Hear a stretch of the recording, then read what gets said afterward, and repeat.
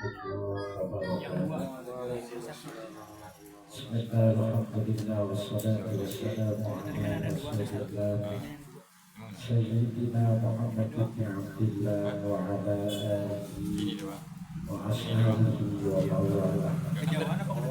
La hawla wa la quwwata illa billah. Bismillahirrahmanirrahim. Qala al-musannif rahimahullah wa nafa'ana bi ulumihi wa yu'idu alaina barakatihi wa syararihi biddihi wa tuqwa wa al-akhirah. Allahumma akhrijna bi nuril fahmi wa akhrijna min zulumatil wahmi wa arzuqna fahmatan wa hifzal mursalin wal hafal malaikatil muqarrabin bi rahmatika ya arhamar rahimin. Bismillahirrahmanirrahim. Surutu jadid ta'khirul isnan. Syarat-syarat menjabat takhir itu ada dua. Jadi ini melanjutkan kepada tentang sholat yang tiga. Ada sholat yang tiga, yang itu artinya pengkajian. Kemarin tentang masalah jamak takhir. Sekarang tentang masalah jamak takhir. Arti jamak takhir itu berarti sholat yang pertama dilaksanakan pada sholat yang kedua. Waktu sholat yang pertama ditarik, pelaksanaannya di waktu sholat yang kedua. Contoh, sholat zuhur dilaksanakan pada sholat asar, atau sholat maghrib dilaksanakannya pada waktu sholat isya. Itu disebut jamak takhir. Nah, di sini syaratnya ada dua. Yang pertama adalah niyatut takhiri wa qad baqiya minal waqtil ula ma yasha. Jadi perbedaannya jamak takdim dengan jamak takhir. Kalau jamak takdim mah niat jamaknya itu ada di sholat yang pertama pada waktu takbiratul ihram. Itu namanya jamak takdim. Kemarin contohnya sholat asar dilaksanain di sholat zuhur, maka niatnya itu cuma ada di takbiratul ihram.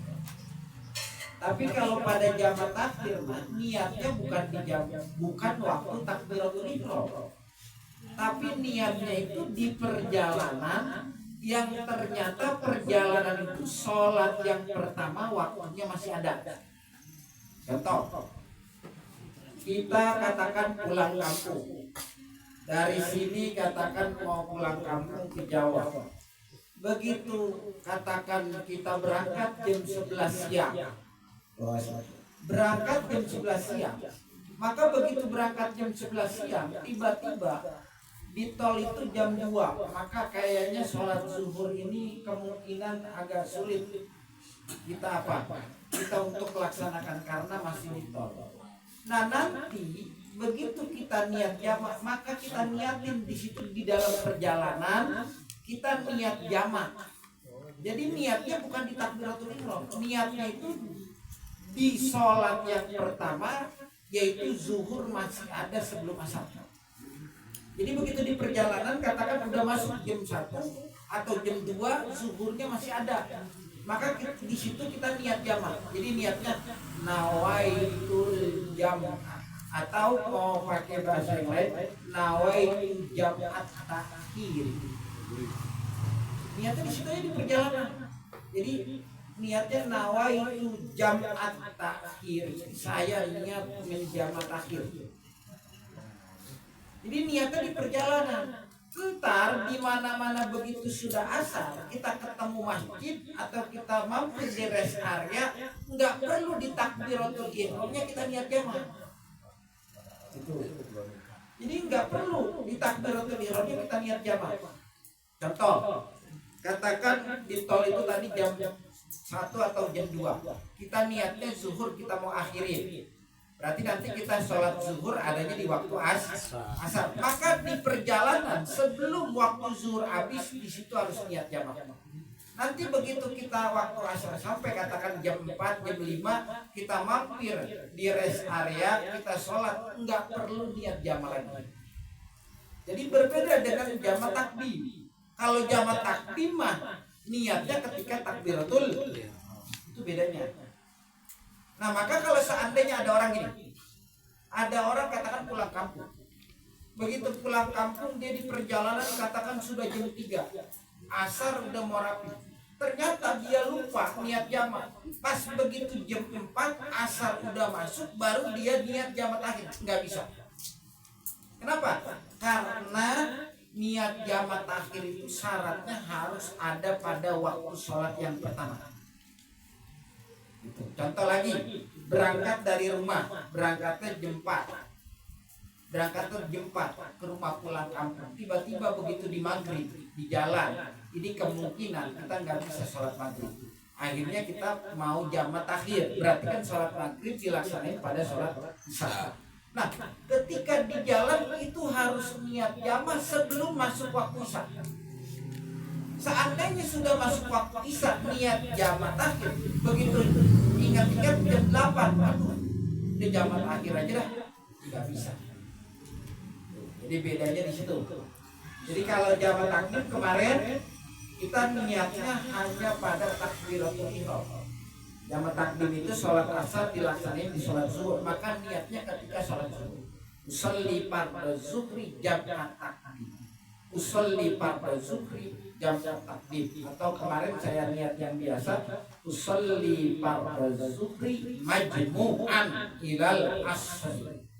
Itu jamaah takdim. Usolli fardhu zuhri majmu'an, atau pakai bahasa Indonesia, aku niat jamaah itu sholat zuhur digabung dengan sholat asar, digabung dengan sholat asar. Jadi bedanya kalau pada jamaah takhir niatnya ada di perjalanan dan waktu sholat yang pertama masih tersisa. Sekarang bagaimana saya balik? Ada orang yang dia ternyata pulang kampung, jalan dari sini mau pulang kampung katakan jam 2 siang.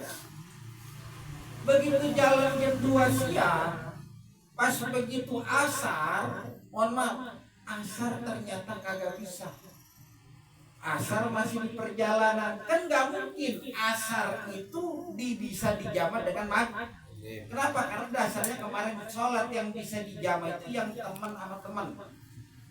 Zuhur temannya asar, maghrib temannya isya. Nah bagaimana kalau kayak gitu kondisinya?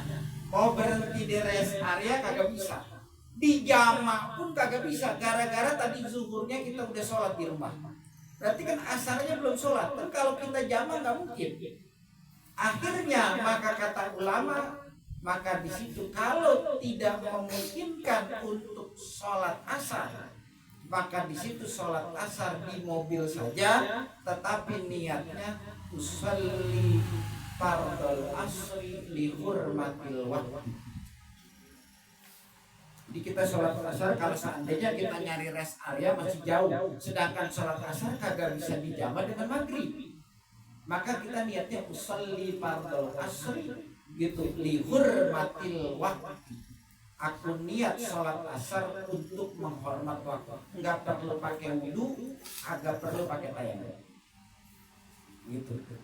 Kenapa alasannya? Wudu di mana ada air, tayamum nggak mungkin, kecuali mobil komandan kali ini, mobilnya yang ada debunya, emang berdebu semua.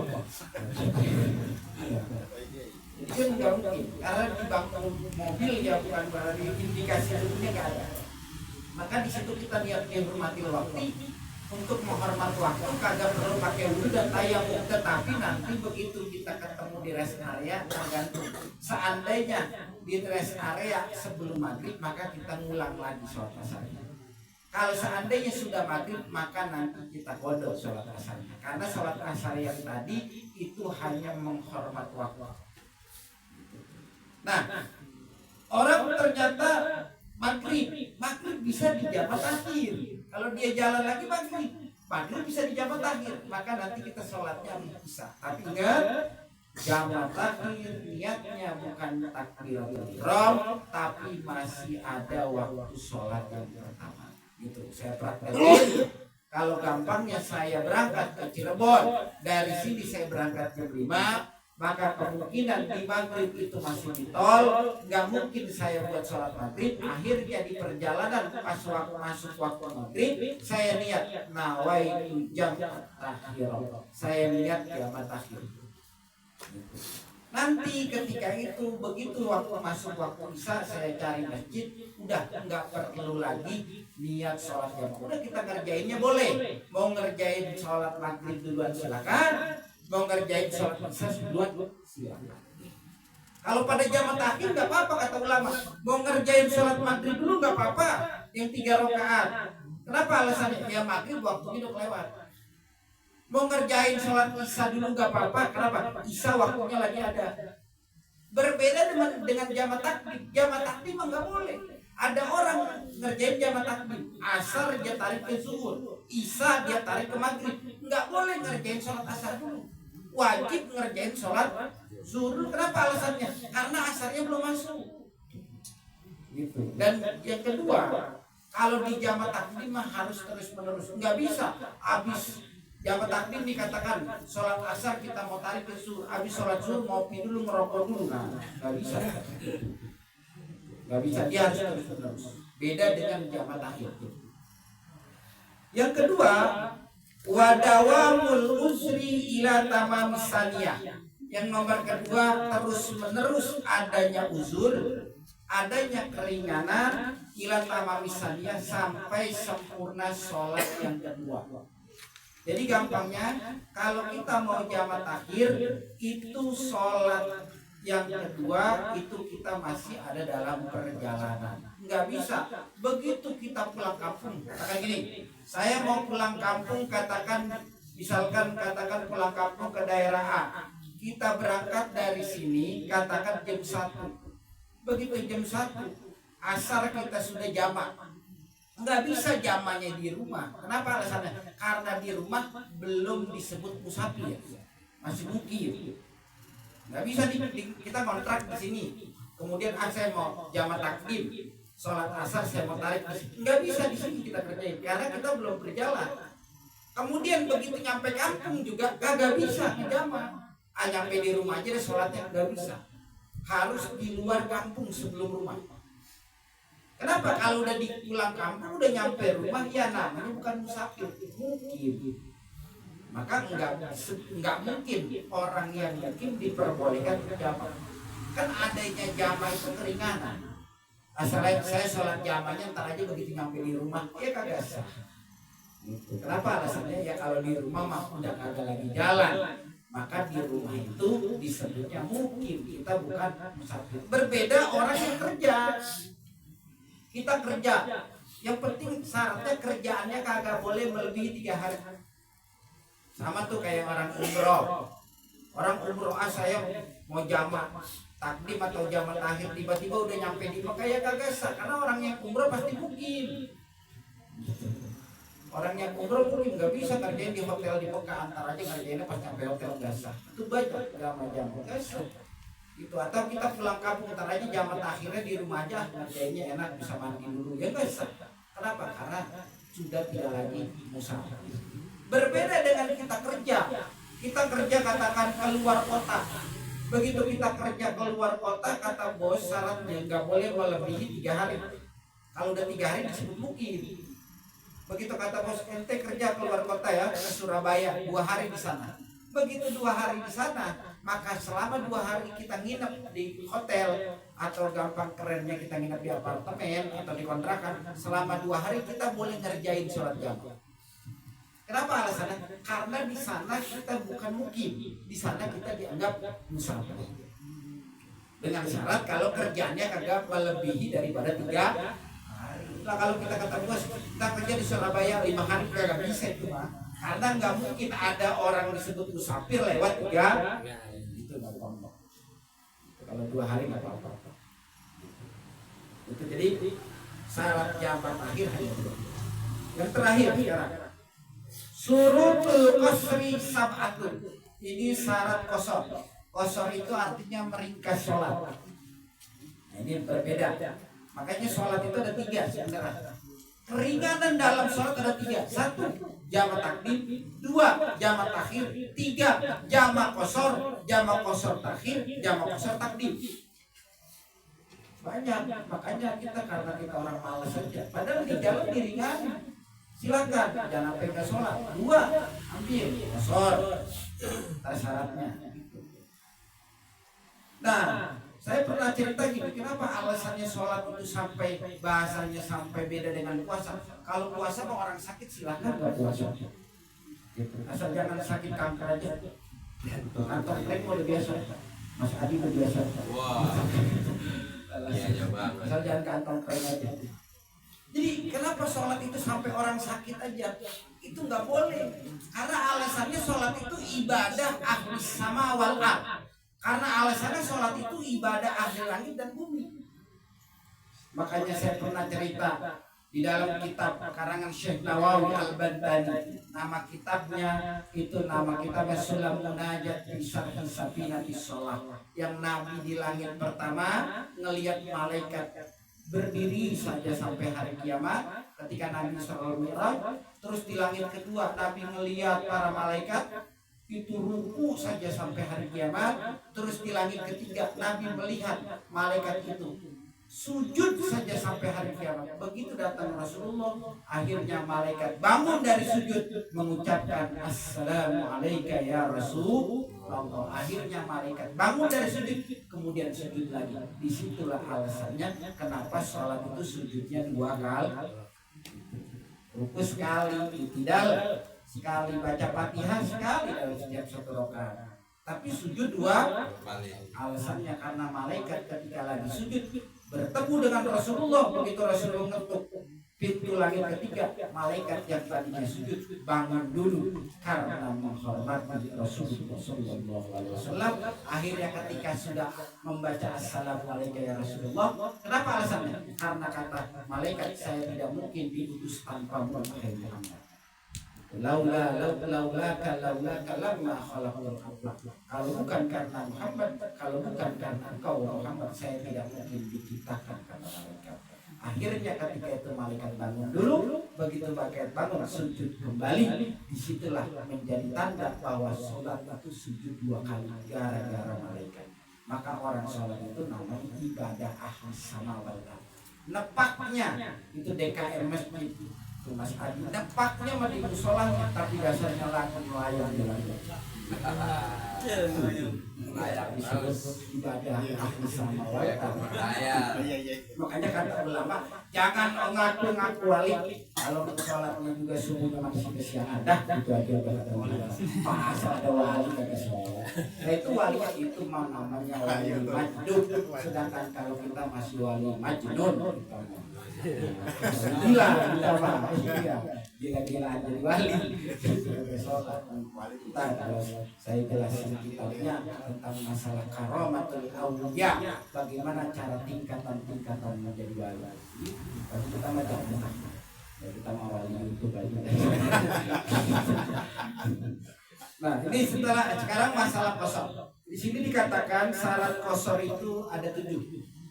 Ayakuna safaruhu marhalatain. Yang pertama perjalanan 2 marhalah. Ini sudah dikukuhkan oleh ulama. Kalau 2 marhalah itu dulu antara Nabi ke Madinah. Dari Mekah ke Madinah disebut 2 marhalah. Karena ketika antara Madinah dengan Mekah itu jaraknya, kalau naik mobil itu ketika saya dari Mekah ke Madinah itu sekitar hampir kurang lebih 8 jam dari Mekah Madinah. Kalau dulu Nabi 2 hari 2 malam naik onta. Nah sekarang kata ulama 2 marhalah itu adalah minimal 80 km. Jadi kalau qasar ringkas kita harus nempuh dulu jarak 80 km dulu. Berbeda dengan jamak takdim, berbeda dengan jamak takhir. Kalau jamak takdim asal keluar kampung boleh kita sholat jamak. Tapi kalau qasar ngeringkes. Contoh sholat zuhur nanti kan jadi 2, sholat asar jadi 2. Nggak bisa, kita keluar kampung baru sampai Cipondo misalkan, atau yang rumahnya di sini baru sampai Al Azhar, soalnya saya mau sholat kosor. Nggak bisa. Kenapa? Karena jarak tempuhnya harus 80 km dulu. Jadi kalau sholat kosor diringkes harus menempuh dulu jarak 80 km.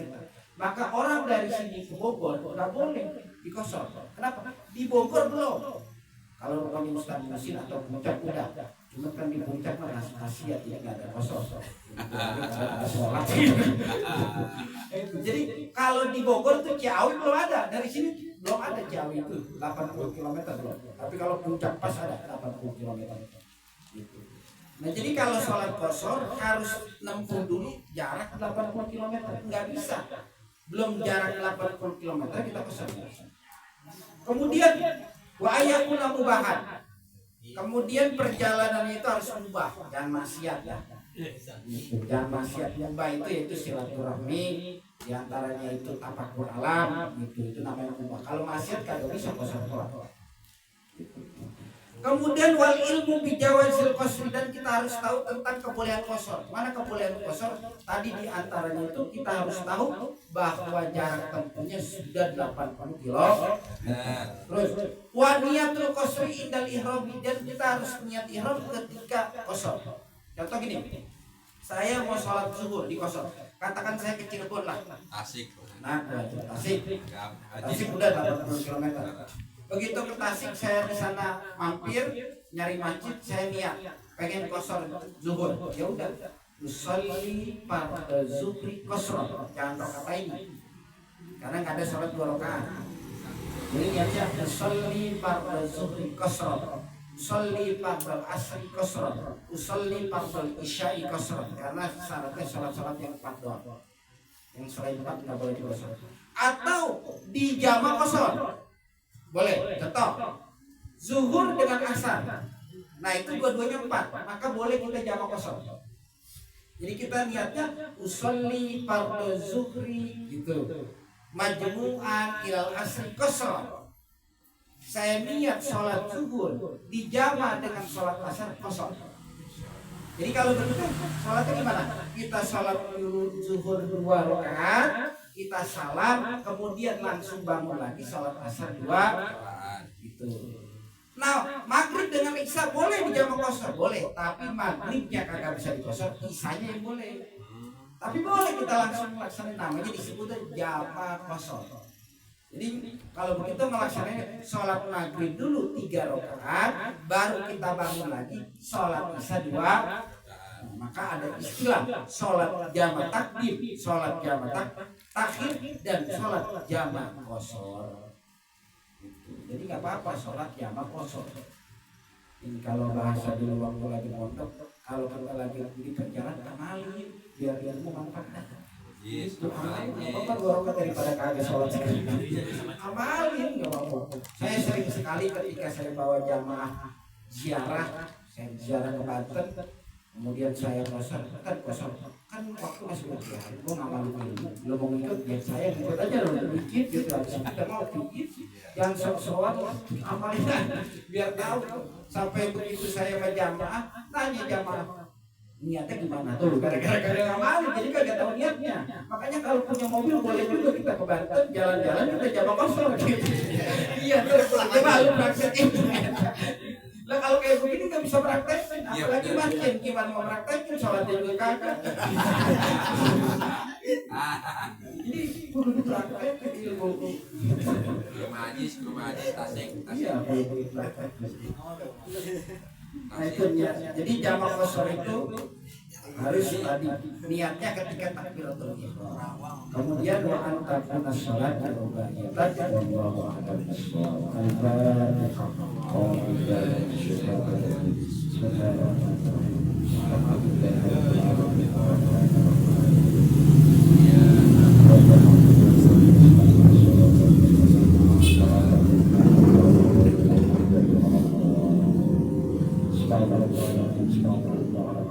Allahumma وسدنا بالحلم وعافنا بالتقوى وجنبنا بالعافية اللهم ثبت على نهج الاستقامة وعلمنا مجيبة الدنيا يوم القيامة وخفف عنا ثقل الأوزان ورزقنا عيشة الأبرار اللهم اجعلنا وأولادنا وتلامذتنا وأهل بيتنا وجماعتنا من أهل العلم والخير ولا تجعلنا وإياهم من أهل الشر والضيق ربنا آتنا في الدنيا حسنة وفي الآخرة حسنة وقنا عذاب النار صلى الله على سيدنا محمد وعلى آله وصحبه وسلم والحمد لله رب العالمين السلام عليكم ورحمة الله وبركاته. Waalaikumsalam.